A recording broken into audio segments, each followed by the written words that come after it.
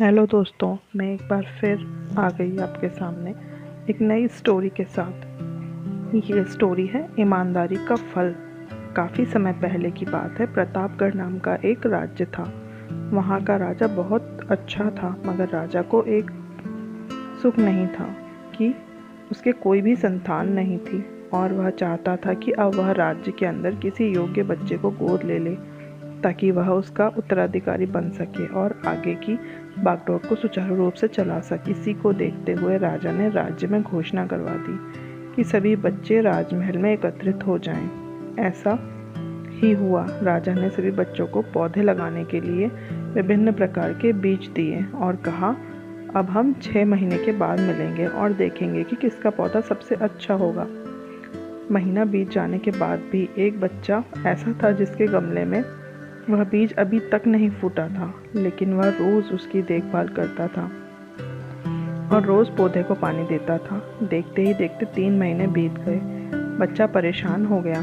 तभी उसकी माँ ने कहा कि बेटा धैर्य रखो, कुछ बीजों को फटने में ज़्यादा वक्त लगता है।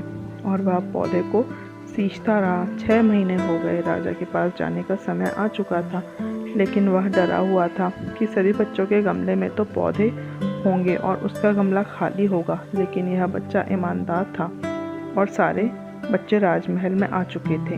कुछ बच्चे भरे हुए थे क्योंकि उनके अंदर राज्य का उत्तराधिकारी बनने की प्रबल लालसा थी। अब राजा ने आदेश दिया कि सभी बच्चे अपने अपने गमले दिखाने लगे, मगर एक बच्चा सहमा हुआ था क्योंकि उसका गमला खाली था। तभी राजा की नज़र उसके गमले पर गई। उससे पूछा, तुम्हारा गमला तो खाली है। तो उसने कहा, लेकिन मैंने इस गमले को 6 महीने तक देखभाल की है। राजा उसकी ईमानदारी से खुश था कि उसका गमला खाली है, फिर भी वह हिम्मत करके यहाँ तक आया। सभी बच्चों के गमले देखने के बाद राजा ने उस बच्चे को सभी के सामने बुलाया। बच्चा सहम गया और राजा ने वह गमला सभी को दिखाया। सभी बच्चे ज़ोर से हंसने लगे। राजा ने कहा, शांत हो जाइए, इतने खुश मत होइए। आप सभी के पास जो पौधे हैं वो सब बंजर हैं। आप चाहे कितनी भी मेहनत कर लें, कभी कुछ नहीं निकलेगा। लेकिन असली बीज यही था। राजा उसकी ईमानदारी से बेहद खुश हुआ और उस बच्चे का अधिकारी बना लिया। लेकिन हमें इस कहानी से क्या सीखने को मिला? हमें इस कहानी से सीखने को मिला कि अपने अंदर ईमानदारी का होना बहुत ज़रूरी है। तो दोस्तों, आपको ये कहानी कैसी लगी?